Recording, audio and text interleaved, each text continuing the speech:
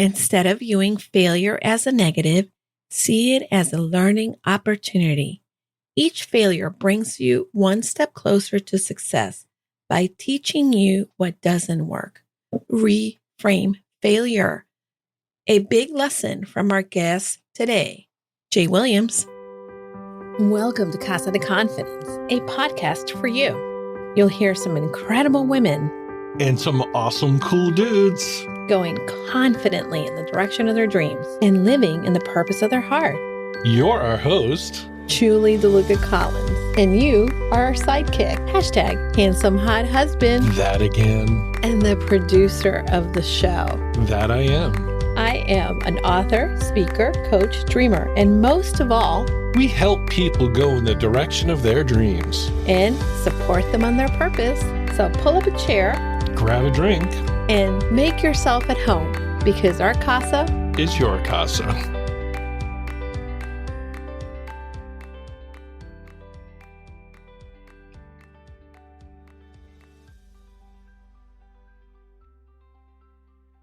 Julie. Dan. I'm excited about this one. Oh my God. You know why? Williams, why? Because it's a long interview and I only have to speak for 2 more minutes. Seriously? Seriously. Listen, Jay Williams, incredible friend of the show. We've done some collaborations. He's hosted me on his summit twice. And by the way, when we go to England, we're going to have a fun time meeting up with him in person. That sounds like fun. I got to go to England. I got to go see where my people came from. My people. Thought they were Irish, but we're not. Well, we're English. What can I tell you? Anyway. Hey, by the way. Oh, Jay's great. Yeah, Jay's phenomenal. Yes, I have something to tell you. Did you know that you have 11 days till my birthday? Not to stress you out or anything, but just 11. Oh my gosh. That's a lot of pressure. That's just a thought. You're putting yourself pressure. You could just say, oh my God. What would Julie love? What would Julie love? Yeah. I'm easy, Dan. All right. You know? Okay. Really? Are you muttering under your breath over there? What would Julie like for her birthday? Julie likes a lot of things. I like, you know what I would like for my birthday? What's that? Peace in the world. You know what I would like for your birthday? What? I would love for your birthday for everyone to write a review in Casa de Confidence. That would be lovely. That would be amazing. That would be incredible. So I would say we could talk about our guest, but we're going to keep this to an hour and the interview is like 55 minutes. Well, lots to talk with Jay. Oh my gosh, you're going to love this interview, everybody. Jay is an incredible, insightful person. You know, he was a DJ at one point and has traveled the world, which, I'm going to always have something to talk about with people that have traveled the world. All right. Yes. Enjoy the show with DJ Jay Williams and Julie DeLucca-Collins. Yes, everybody. And make sure that you give us some social currency and that you tell Jay how much you loved my interview with him, because he is the person to create explosive business growth and increase income and impact for all of us. So stay tuned. Enjoy the show. Hey there, friends. I am so glad you're joining us for another episode of Casa de Confidence and the Confident You radio show. I am excited to have a friend with me today, collaborator, someone that I deeply respect for the amazing work that he is doing. Jay Williams is an international speaker, high-performance coach, and expert marketing coach. Marketing coach? I like that. Marketing coach. Marketing. Oh, okay. Well, there's a T missing. Okay, well, it's a marketing coach. He's helped over 1,500 different coaches, speakers, and experts from startups all the way to 7-figure business owners to conquer self-doubt, worry, procrastination by uncovering and removing blocks that are holding them back, leading to massive business growth. 2 times, 3 times, even 4 times income, impact, and proven business strategies. With his playful, fundamentals-based, and curious style, along with a hunger to learn, always puts him on the cutting edge of anything that's going to enhance his clients' performance, business, and impact. AI happens to be one of those powerful tools. Jay Williams, welcome to the show. Yeah, it's great to be here. We got a little bit of a stumbling block there. I've I had that did. happen Well, to me I'm before. wondering if I should wear glasses when I read these, but yeah. Anyway, I'm like, marking, that's kind of odd. What does that mean? I'm going to have to ask him about this. But hey, Jay Williams, I learned something new about you before this show. You are a DJ, or are you still a DJ? I still have my decks at home. Yeah, I don't play out publicly anymore. I have an 18-month-old daughter, a relationship, a business, and a bunch of other hobbies. So DJing, unfortunately, isn't something that I get to do playing out. But the good news is I've replaced that with a new hobby and a new interest of mine, which is, of course, helping people. Well, helping people, it's something that you are incredibly well versed at. I met you because you graciously hosted me as a participant in one of your summits. And I was incredibly impressed by the way that you usher information to the lives of people that need it. And this is something that a lot of people want to do, but very few become very skilled at. What was your journey getting here? Yeah, so as you mentioned, I'm a high performance coach, and my journey to being a coach wasn't a linear one, as it isn't for many people. My journey to become a coach actually started when I was 7 years of age. I remember sitting in my living room, and my heart was breaking. And as tears rolled down my eyes, I was watching my favorite documentary channel, which was Animal Planet. And on the screen, there was a mother elephant laying on the floor with her throat slit, her tusk removed, and a baby elephant standing over her. Now, in that moment in my life, I consciously or unconsciously made a decision, feeling so upset and feeling, how could this ever happen? That one day I'm going to be someone who makes a difference in the world. And I didn't know how, but then there was this other voice inside of my head that said, who are you? You're just a 7-year-old boy living in a small village in North Wales here in the UK. Who are you to be able to go and make a difference? And this theme went throughout my life, where my heart was calling me to do more. At the age of 16, I went to an RAF base, a military base, Royal Air Force, and I seen these fast jets. And where I used to live, I used to watch them do the low-level flying, like straight in front of my house every single day, and was so inspired by it. And I wanted to be a pilot. And as I thought and dreamt of being a pilot, I didn't even take the test because I was too scared that I wouldn't succeed, or I was scared to actually fail. This then transpired into becoming a DJ.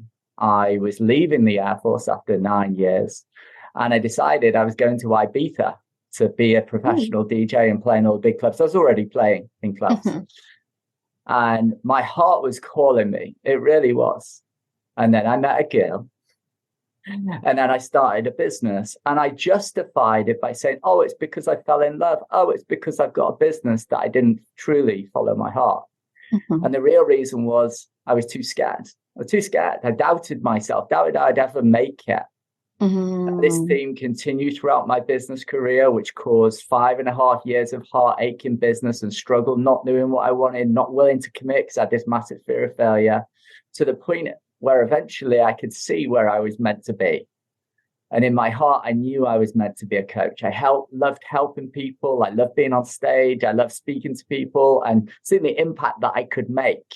And that's truly what DJing taught me, that with the push of a button, that I could change people's lives. No matter what they were going through, I could push a button and I could change their lives. And I could do this with coaching. But the problem was, I had a background in marketing.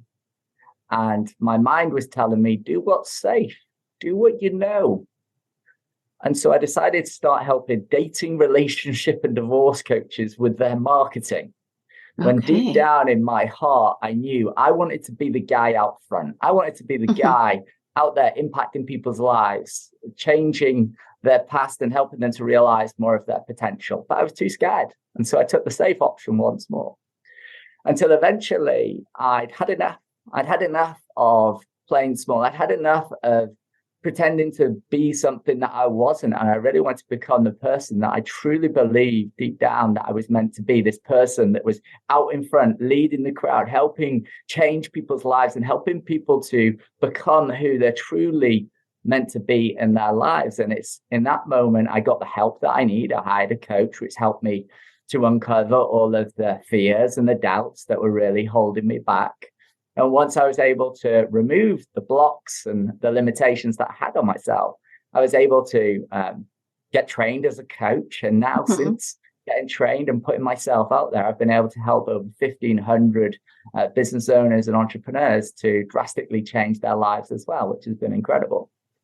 I love this. And I think that, your story, although unique to you, is pretty similar to many of us who we have a deep desire to help others. We have a deep desire to follow our dreams, but yet there is that little nagging fear of failure. And we make it mean that we're not good enough, where being good enough has nothing to do with us. It has to do with us really putting ourselves out there and working and being okay with failure in the process.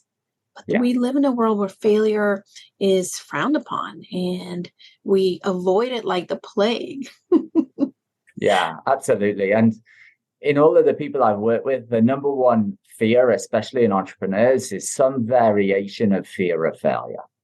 And everybody has their own definition of what failure is. Failure can be that you didn't make the money, you run out of money. Failure can be that you didn't get a client results. You couldn't get a client results. Failure can be humiliation. Failure can be a form of rejection or a judgment, that if you put yourself out there and you try something, that people might judge you. And people have different labels for it, but in essence, it's often blanketed into this bucket of a fear of failure, fear of if I do this, then this might happen, when most of the time it rarely ever does. Yeah. When we're talking about this fear, I know that this is ultimately what you help individuals with, that unconscious and conscious blocks.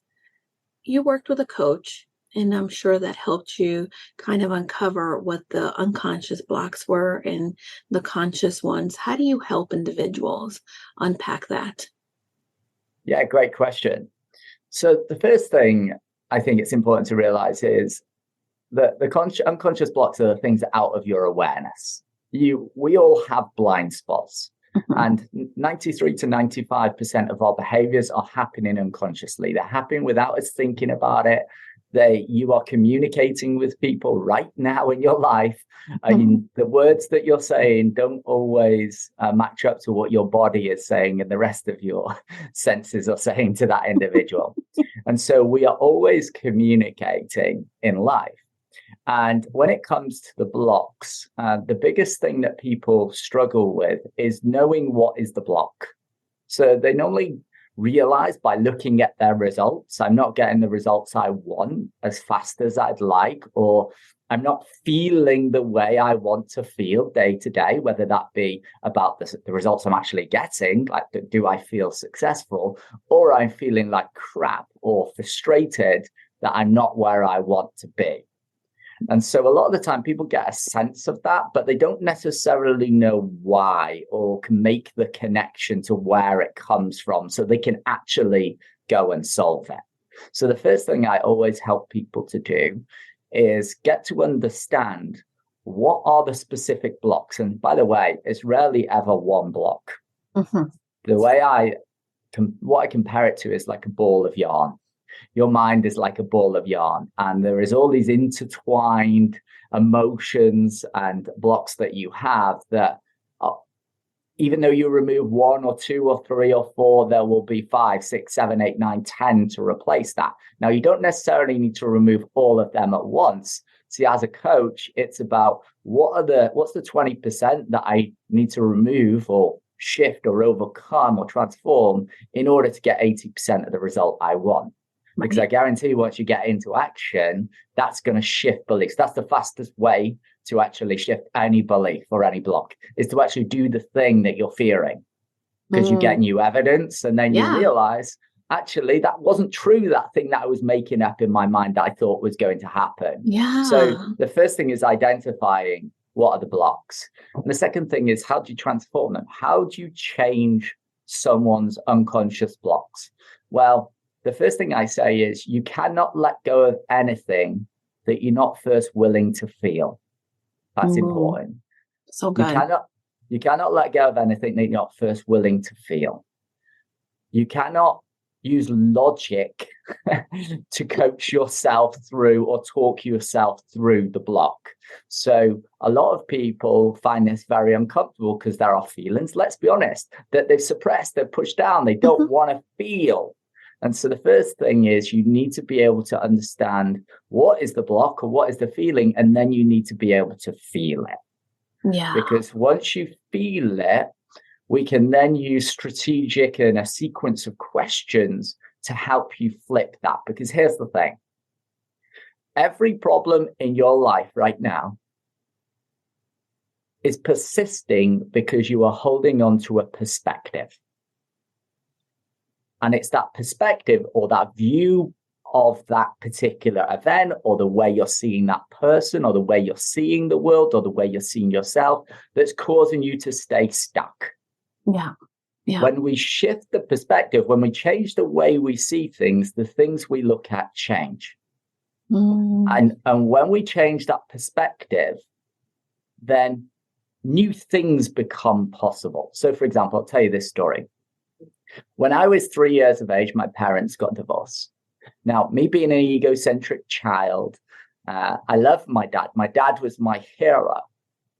My mum at the time had an affair with another man, and me as the egocentric child applied meaning to that situation. By egocentric, I mean you make everything mean something about you. If mum and dad are arguing, it's my fault. If this happens, it's my fault. It's something to do with me. I'm to blame.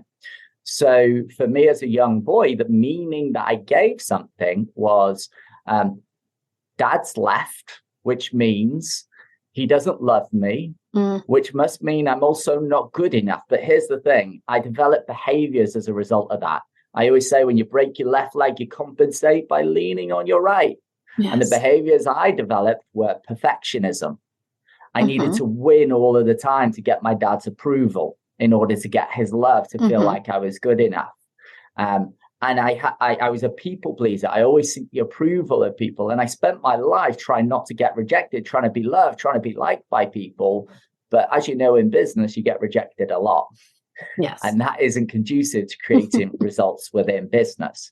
So we apply meaning to things. And it's the meaning we're applying to things which creates the perspective that we have and hold in our mind, which normally causes us to struggle. Now, the way I was seeing it was, Dad doesn't love me. I'm not good enough. Dad's abandoned me. Dad's left. Here's the truth. My dad moved 1 mile away. My mum and dad split up. My mum wasn't happy in the relationship and wasn't getting her needs met. So she found someone else to meet her needs. And not at any point did my dad say, I don't love you. You're not good enough. You're rubbish. It was just the story that I told myself in my mind. Now, as soon as I could see that that was just a story, I could then ask myself, what is really true? What is really true? Well, the truth is, my dad does love me. My dad wanted to spend every day with me, but just circumstance and the courts and everything else meant that he couldn't. And that's the important thing for people to get. And as soon as I could see it differently, the shame that I experienced, the hurt that I felt, I was able to start to let go of it. And I was able to forgive my dad for something that he didn't even do. He didn't even do. And that set me free. And I honestly believe that true freedom is mental freedom, right? It's your ability to let go of the things from your past that are stored in your body, those emotions like trapped energy that we hold on to that weighs us down. And it takes a lot of effort to suppress that. It takes a lot of effort to ignore that. And that's why whenever I work with clients, and I'm sure you've experienced this, Julie, when you clear something, you feel lighter. It's like a weight off your shoulders. Yes. Well, most people have a lifetime of that. They have a lifetime of suppressing things, ignoring things, hoping it will go away. And it goes away, it goes out of unconscious. But the problem is it goes into your unconscious. And that's the thing that's driving your behavior 93 to 95% of the time. And that's the very thing that's causing you to create the results you're creating today. Thank you for unpacking that, because I think that this is the thing that as humans, nobody really teaches you this. And as you were speaking of the relationship and the journey that you have been from that very young age, my parents divorced at 4, and very similarly, I'm a daddy's girl, and very much like you, a perfectionist. I looked to be the one who excelled at everything, but really I was looking for the approval, and that sabotaging behavior is what caused me a lot of pain, caused me to not take the leap, because if I wasn't going to be perfect, I didn't want to do it. I didn't want to hear, or I didn't want the world to say, no, not good enough. Yet nobody was going to say that. Because 9 times out of 10, people don't care what you're doing. And we create so many stories. And the things that we tell ourselves are really keeping us down. And I see this with clients all the time. Would you say that you have grown in confidence as you started to shift your mind, see what you're believing, questioning what's true and what's not? Yeah, absolutely. I think the answer to that, Julie, is I've changed how I feel. And I think that's an important thing for your listeners to get. Yeah. That if you can change one thing in your life, and the thing that's going to determine the results you're creating right now, it's changing how you feel. Mm-hmm. If I am frustrated with my results right now, how effective do you honestly think I'm going to be at communicating? How effective do you think I'm really going to be at executing on anything? Because I'm going to be in that rushed energy, and I'm probably going to do a half job, or I'm going to push people away because I'm too pushy, because I'm desperate to get the result. Yeah. If I'm in a place of doubt, I'm going to hesitate. If I'm in a place of fear or anxiety, I'm going to hesitate. And so we're not very effective when we're operating from those lower emotional states, your resentments, your guilt, your shames, your fears, your doubts. And so for me, the most important thing that I've learned to master is how I feel from moment to moment. Now, does that mean that I don't have bad days? No, not at all. The difference is I have plenty of them. I've got an 18-month-old daughter, and she tests me a lot. The difference is she's amazing at the same time. She is so cute, by the way. Thank you. The difference is that I don't stay there.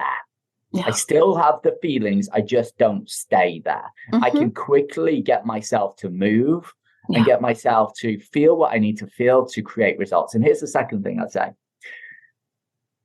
Just changing how you feel is not going to be enough. It's really not, right? We know, and every personal development guru says it, you need to be able to take action. Or they say, take massive action, right? I'm not a big believer in that, because it's kind of that's all well and good. But if you feel like terrified or you're doubting yourself, it's quite difficult to get yourself to move. So the first thing we need to change is state. Then we need to be able to take action.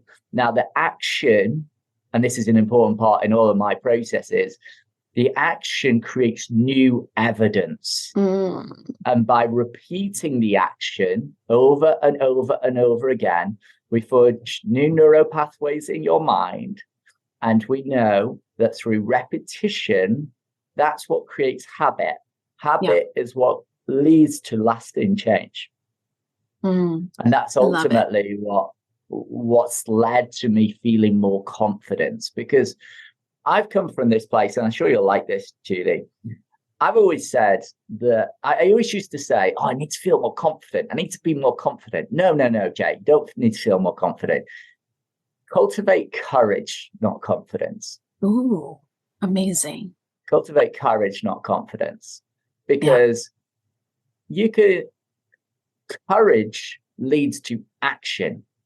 When you take that action that you're terrified to take, you get new evidence. So have you ever had a time where you've thought about something and thought about it and thought about it and thought about it over and over and over again, and you've been terrified of it, and you've gone and done it and gone, actually, that wasn't that bad. Yes. So what that does is it creates new evidence. And what you do is you do that enough times and you start to learn to trust yourself. Yeah. The second part of that is when you follow through. Because most people start things but give up. They give up too easily. And what happens is they break their word with themselves. Yeah. So whether that's, hey, I'm going to be there at 5:00. Hey, I'm going to achieve this goal this year. Hey, I'm going to really be consistent with this social media posting.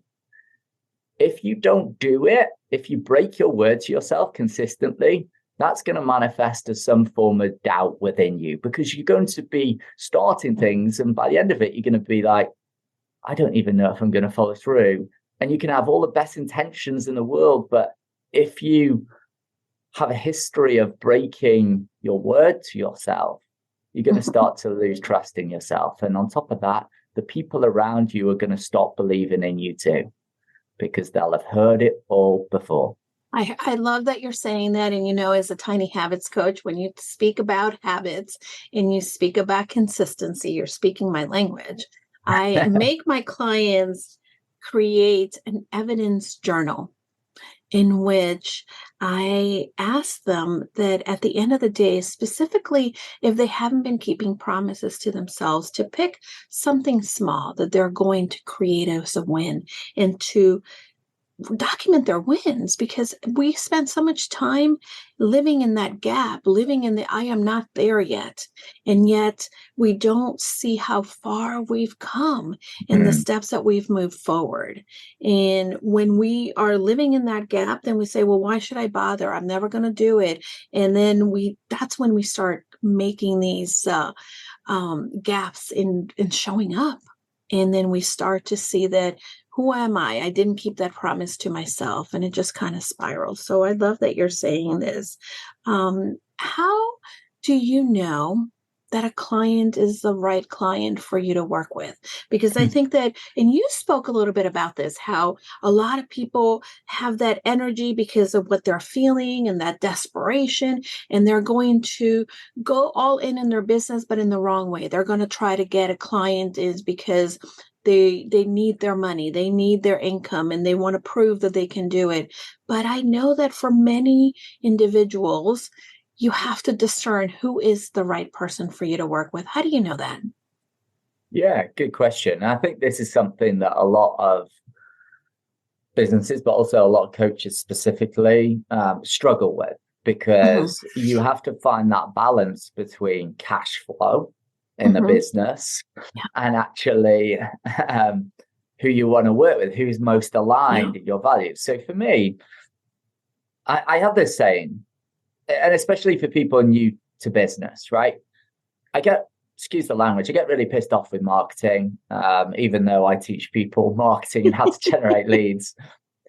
I get really pissed off with it because it sells you the magic bullet. It sells you the secret. It sells you, hey, start with your avatar, your ideal client, and get crystal clear on that, and then put some messages out on social media and they will come.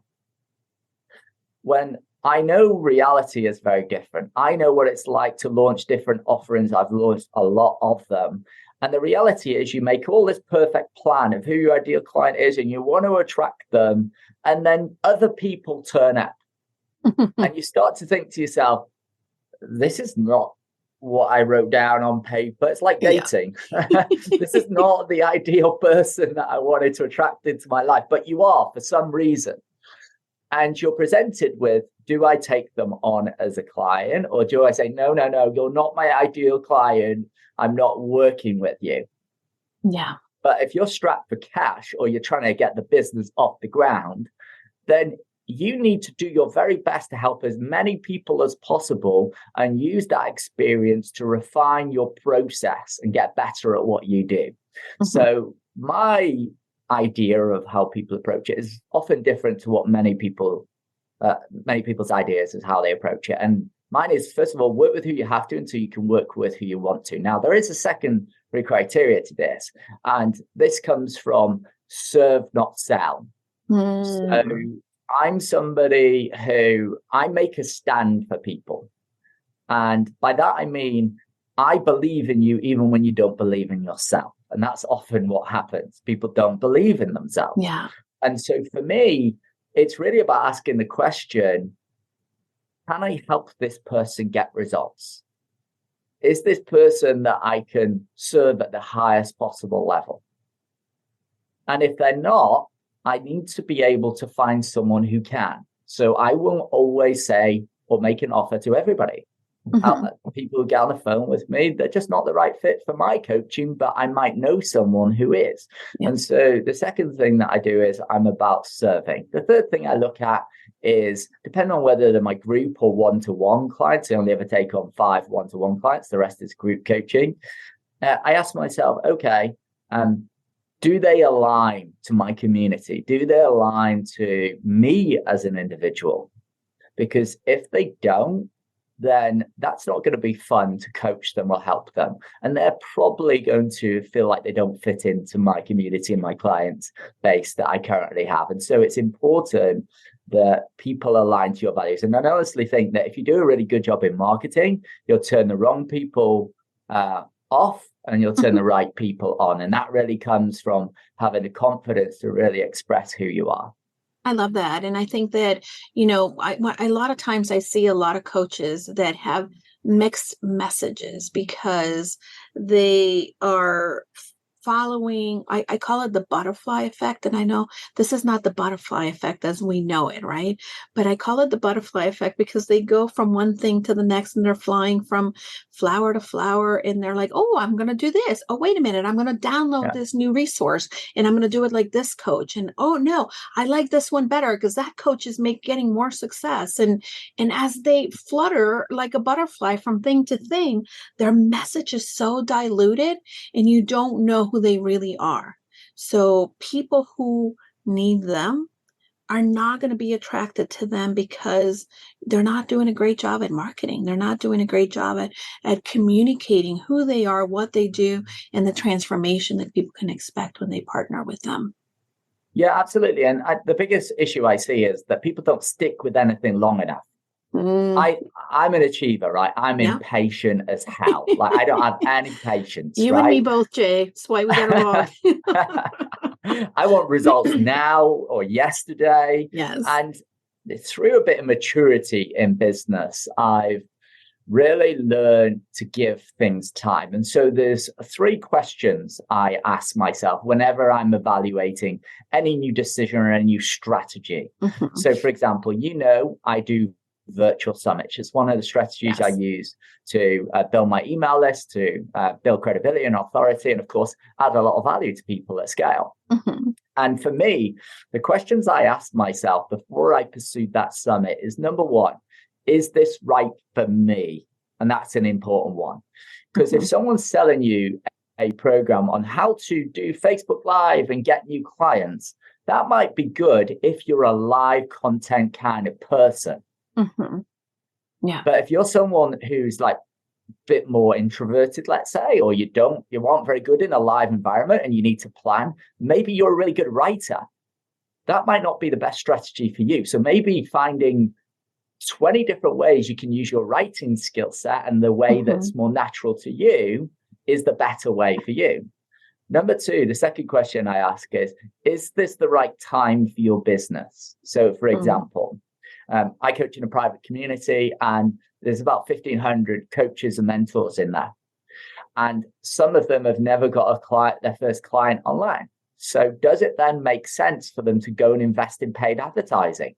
No, it doesn't, because if you don't know what you're doing in paid advertising, then you run the risk of burning through a load of money, ending up feeling more frustrated and doubting yourself even more. I've seen that. I've seen that so many times. Yeah, absolutely. So it's got to be right for your business. So for me, as an example, I spent about £3 million in paid advertising when I built an agency with a friend of mine, right? So I know paid advertising very well, right? But there's a challenge in paid advertising in that me sitting down and looking at data and running ads over and over, I just know I won't do it consistently. And I'm just being honest here, I won't. So I'm about building the right strategies and the right structures around my weaknesses in order to get myself to get the results that I want. So I looked at, okay, I love going live on podcasts. I love speaking in person. I love coaching people in live group coaching calls. So what is a good strategy that's right for me at this stage of my business, which is, hey, I'm at 6 figures. I want to grow to multiple 6 figures. Okay, I need to reach more people. How can I do that? Well, paid advertising is one way, and I could hire someone. But what's another way? Well, virtual summits. And the third question I ask myself, because I get to go live. I have a live audience. And from my DJing days and every scenario where I felt most alive, it's when I've had a live audience, right? It's the rush, it's the tension, it's the performance high that I seek constantly. And so I chose live events. Now, the third question I asked myself, and this is a big one that every single person should ask themselves in evaluating a strategy. Can I commit to this strategy for at least 12 months? Oh, so good. I think that's where people really go wrong. Yeah. So here's what I did. I decided at the start of this year, I was going to commit to doing virtual summits for the entire year. Yeah. And I picked the dates. I committed to the dates. I put them in the calendar and I committed. I planned the whole year. I planned the titles of them and I committed to them. Amazing. Not only did I do 4 summits, I actually did 6 summits and generate thousands and thousands of leads from my email list and like tens and 20s thousands of dollars just from the actual summits themselves.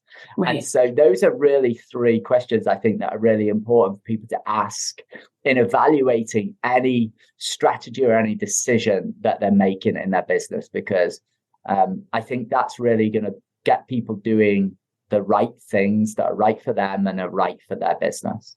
I really admire that. And by the way, full transparency, I have been a part of your summit.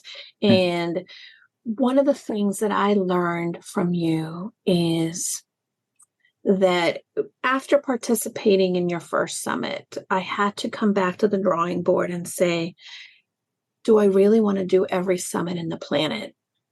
Because I was being asked, hey, want to speak at this summit? Want to do this summit? And I realized that not every summit was the place for me. I needed to be really intentional with how I'm spending my time. And I needed to be very clear on what my goals were. And if it wasn't a hell yeah, it wasn't for me. And it's not just about doing the thing because that's what everybody's doing. I love that you really have created a massive audience from staying your course, from doing the summits. You are now running a masterclass, and I've been seeing you talking about it and how to consistently add 1,000 people, highly qualified leads to your email list. And that's incredible. What is the secret, and why should I, or anybody listening, want to jump in and learn this, especially because there's so many different things that are available to us to jump into the bandwagon of?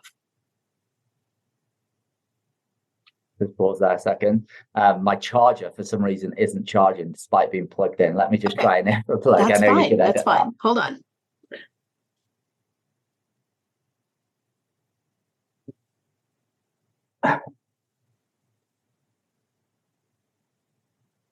I've worked in tech for 20 years. That's okay. That's why we have a good editor. So you're good. There we go. Hold on. Let me make a mark. Daniel, this is for you. Okay.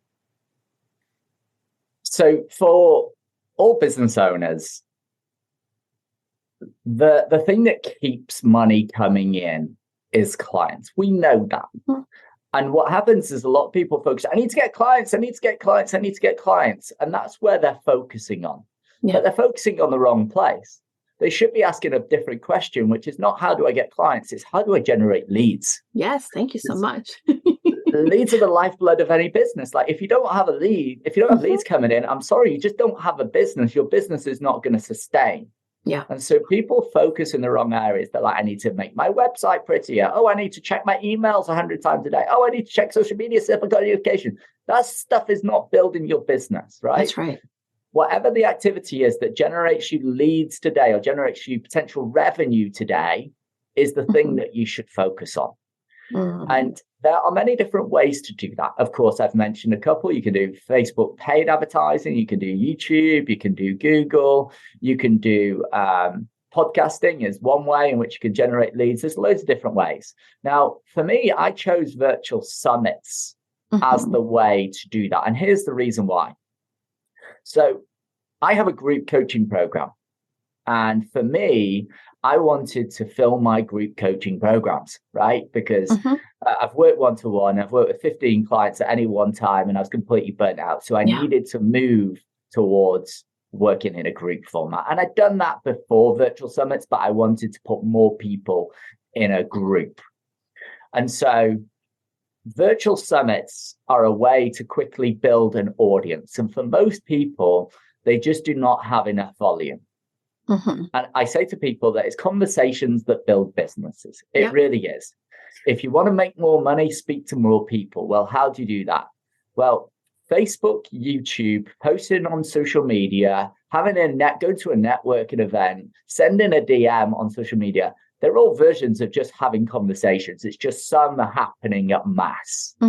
Now, when you create a virtual summit, you can put 1,000, 2,000. I've even seen people with 8,000 people signing up to a list from virtual summits, right?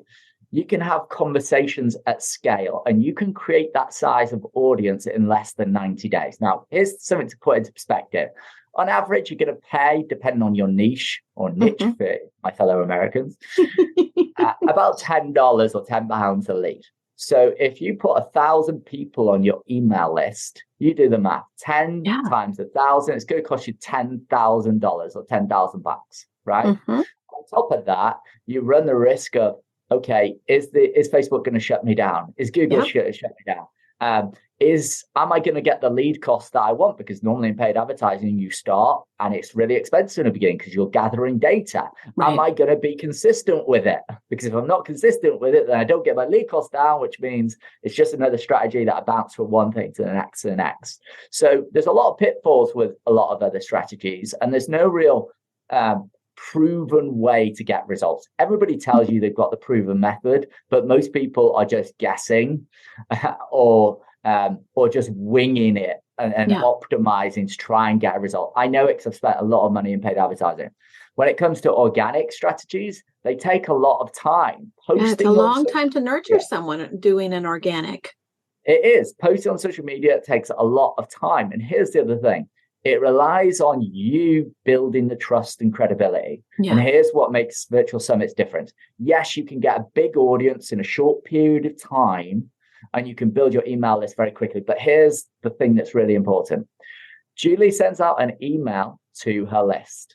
She says, my good friend, Jay Williams, is hosting a virtual event and I'm speaking at it. Now, if Julie's audience trusts her, then by default, by association, I have credibility or authority. It's about referring a friend. Absolutely. That's what she's doing. So I get authority by association by inviting all of these speakers, and all of these speakers are vouching for me. They're saying, hey, my friend Jay Williams, hey, this Jay Williams guy, Jay Williams. And I get credibility and authority because if you're speaking on stage, you get authority and credibility. Now, I went one step further and I went, I know who's someone I can put on a stage that really is going to ramp that up. So I decided, you may know who he is. He's the number one marketer in the world, Neil Patel. I put him on a stage. Now, if you knew nothing about me and you've seen me speaking to Neil Patel, what would you think? Oh my God, he's got like Neil Patel. This is amazing. He must be a wonderful person. And he Yeah. got to know what he's talking about. Exactly, Yeah. right? So by association, I Mm, create authority.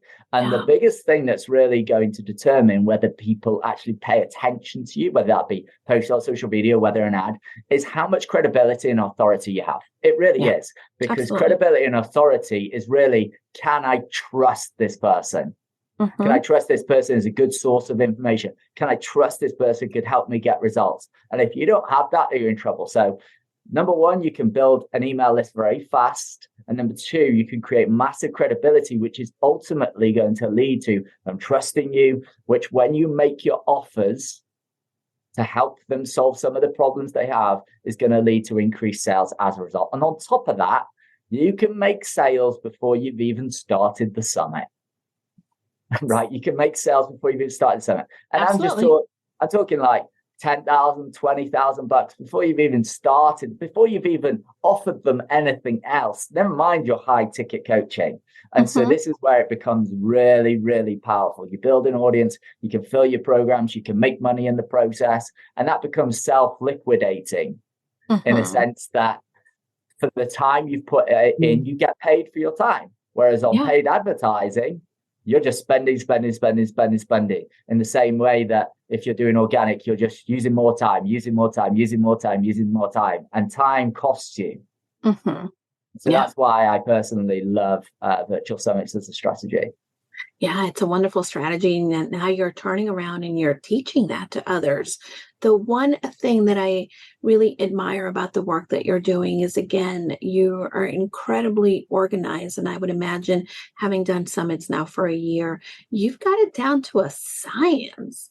Yeah. So now you can really be able to share that secret sauce with other people so that they don't spend so much time trying to figure out on their own, so they can leverage your experience and your know-how. So it's amazing. And here's Um, what I'll say, because I think there's one important thing. Science is one word, right? You might call science process. Now, mhm, there's three possible reasons why people don't get results. The problem is either the process, i.e., the mhm, strategy and the tactics that go with that. It's the person, or it's a combination of both. So yeah, in order to get a virtual summit to work, you need to have the right strategy, the right process, mhm, but you also have to have the right leadership, the ability yeah, to lead yourself to create a result. You cannot do the, I'm going to start things and not follow through, because, hey, once you commit to a date and you've got that's right. speakers saying, I'm speaking on your stage, you better put that event on, because that's going to damage your brand. So you need to be able to lead yourself to a result. Now, having a coach certainly helps with that. Mhm, And here's what I'll say, because I think this is important for people to get. I started with nothing. The reason I got into virtual summits is, yes, I wanted to build my audience. But what people don't know is one morning I woke up and I had a message from my assistant. And my assistant said, Jay, I just tried to log into your Facebook account and it's been suspended. Now, mhm, me being the optimist, I went, oh, it's okay. It's all good. I'll just ask for a review and it'll mhm. get reinstated. Now, just to give you context, I had over 5,000 friends on Facebook, a following. I had a Facebook group that I hadn't made someone else admin for.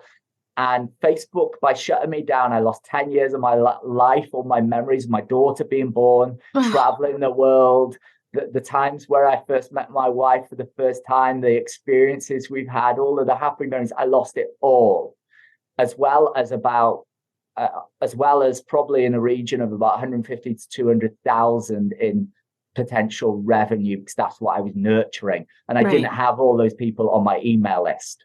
So by Facebook shut me Whew. down overnight, I lost my ability to generate income. That's what drove me to build an email list and focus on that.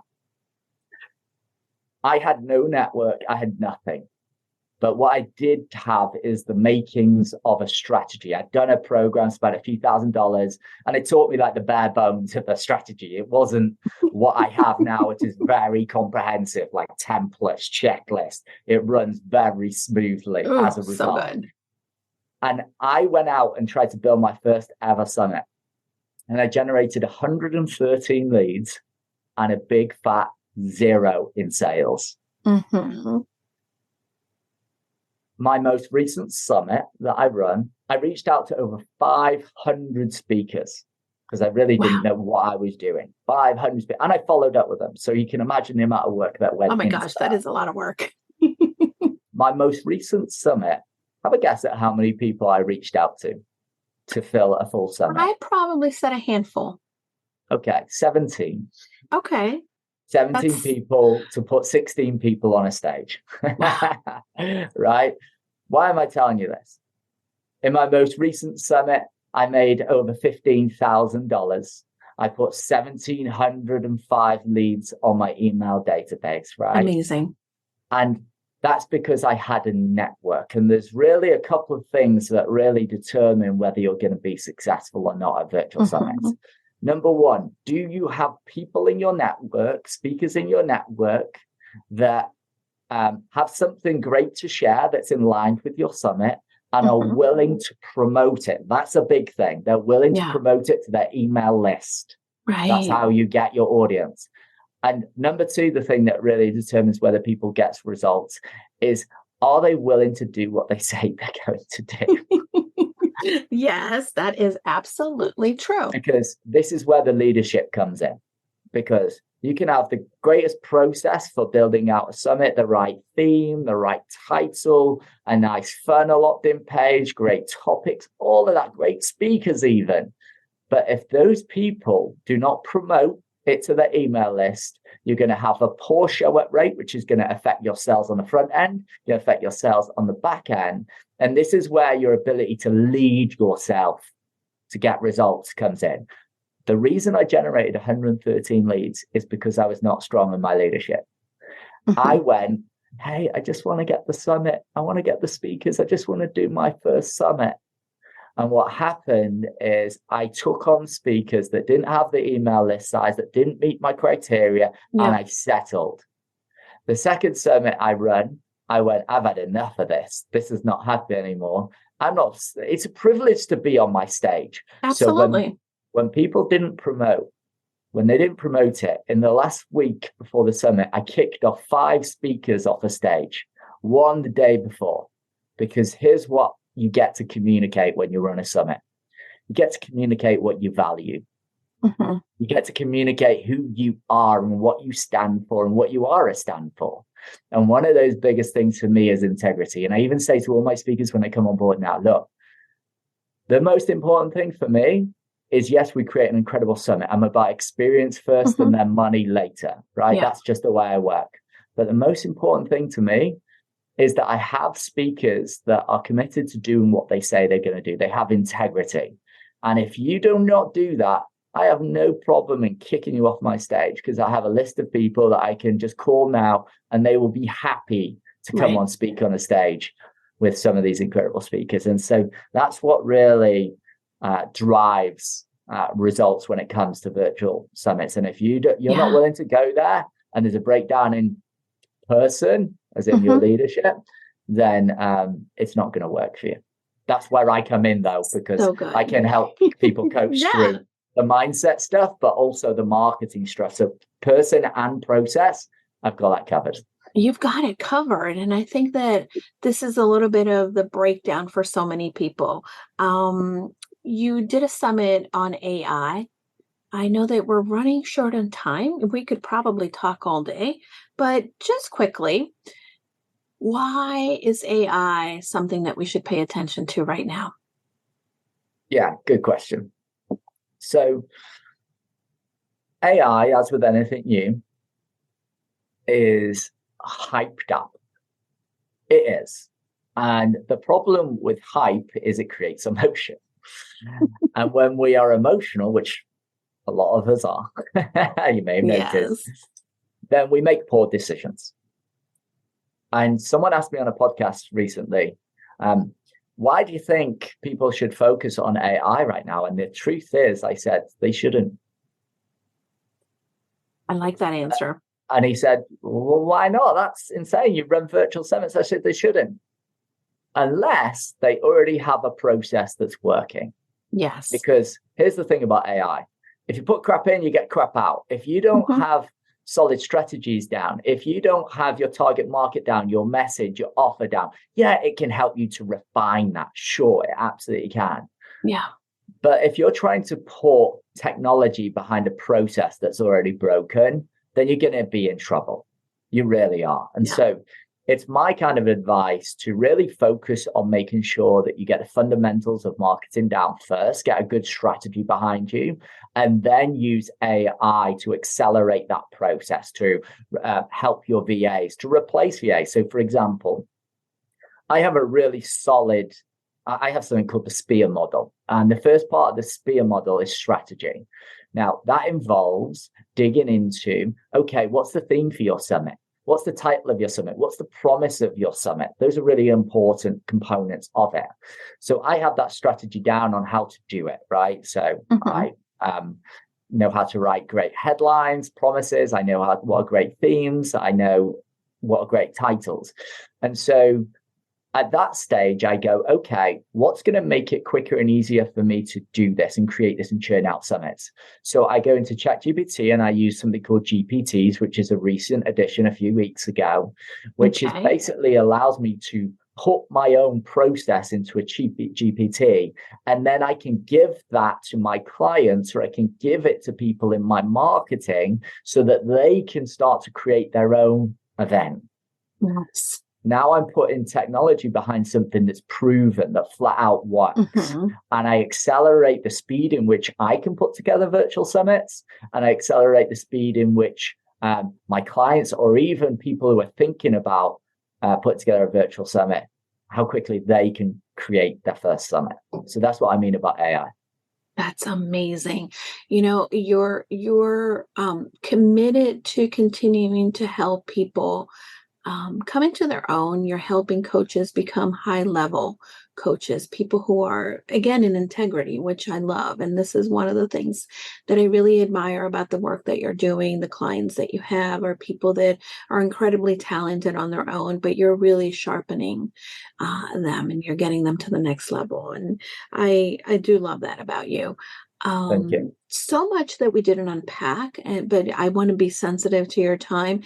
You're a world traveler. You are someone that is a dad, a husband, and a golfer, I hear, as well. Yeah. Amazing.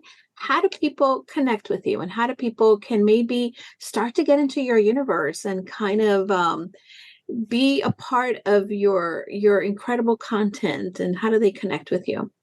Yeah, absolutely. So the first thing I'll say is that if people do want to learn about virtual summits, then I do have a free masterclass, which is how to add 1,000 to 1,500 highly qualified leads to your email list using virtual summits.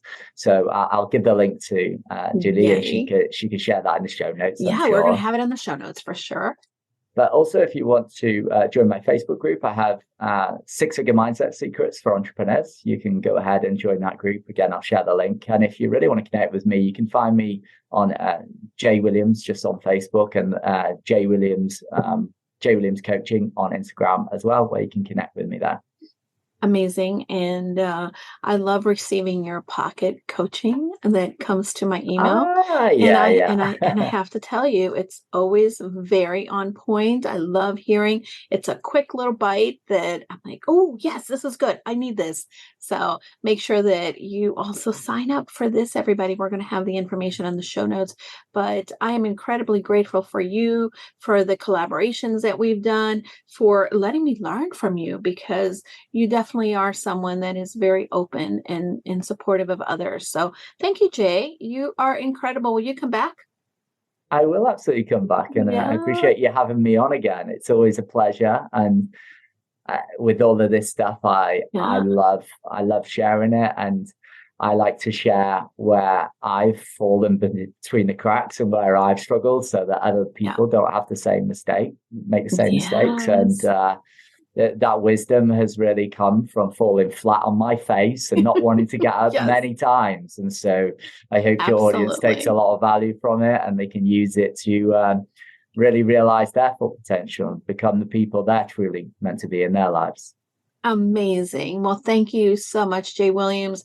And I am thrilled to continue to have this relationship moving forward. We have some great things ahead for all of us in the new year. And everybody, make sure you go and follow him. So don't forget, go confidently in the direction of your dreams, everyone. Thanks for listening to Casa de Confidence. We thank you for listening, and if you want more, go to casadeconfidencepod.com. Check Julie out on her socials as Julie DeLucca-Collins. And you can also check out her website at goconfidentlycoaching.com. Have a great week, and don't forget, go confidently in the direction of your dreams. Hi, everybody. I know that sometimes we get very lonely in this entrepreneur journey, and I want to invite you to join us into our limited time only Purposeful You Mastermind. For many of us entrepreneurs, we believe that we can do it all, but the reality is that doing it alone only creates a lot of overwhelm. So join us at the Purposeful You Mastermind. You can find out more information by going to bit.ly/Julie's Mastermind. This is going to be the place where you are able to then unlock your full potential and achieve long-term success for your business. Push you behind your current limits, expand your connections, discover new ideas, and implement them with confidence. You're going to get the support in all aspects and transforming you to the six-figure business you've been looking for. Pause and get off the hamster wheel if you've been spinning around. This is a time where you can get that support from like-minded entrepreneurs that are here to join you in your journey. Together, we can challenge the assumptions and land the speaking engagements and opportunities we want to grow our business and make an impact in the lives of people. See you then. Remember, you can find the mastermind at bit.ly, Julie's Mastermind.